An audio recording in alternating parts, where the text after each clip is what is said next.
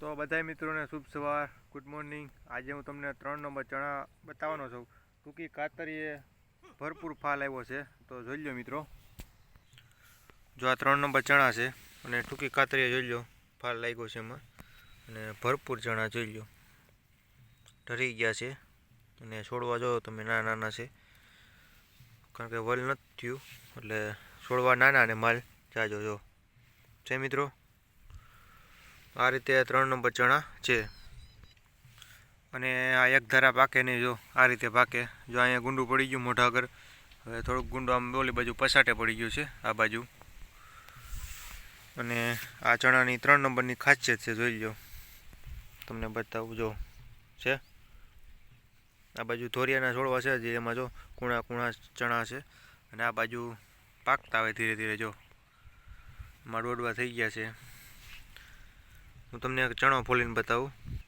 જો આ 3 નંબર ચણા છે, આપણે એક ચણો ફોલી નાખ્યો છે, એક પોપટો, એટલે એમાંથી કેટલા ચણાના દાણા નીકળે એ તમને બતાવું। જો એક પોપટો ફોલ્યો એમાંથી આ 3 દાણા ચણાના નીકળ્યા, જો આવા છે જોઈ લો તમારી નજર અમે ટબ્બા જેવા લાઈવ છે। જો પીળેશ મળવા માંડે એટલે હવે આ પાકી જાય ને હવે પછી આને કંઈ પાણી ન પાવાનું હોય, પાણી પાય તો પછી બગડી જો કે પાણી પાય એટલો બગડે તો નહીં, પણ જો બહુ ટોપ એકલા છે।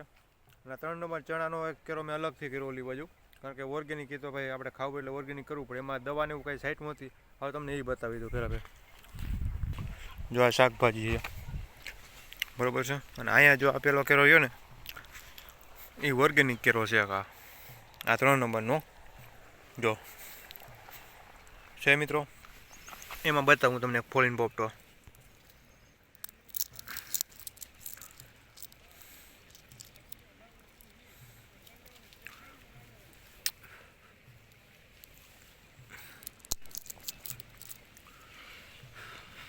જો આવા દાણા છે ગમે નહીં એવા, જો છે એક દાણો સારો નીકળ્યો, જો બે તો નથી સારા, કારણ કે ભાઈ ઓર્ગેનિક કરવું હોય ને ભાઈ એટલે બગડી જાય।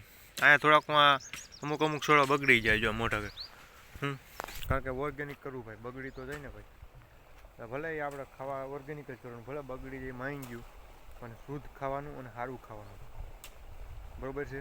તો ફરી પાછા હવે આપણે નેક્સ્ટ વિડીયો મળીએ। જય જવાન જય કિસાન।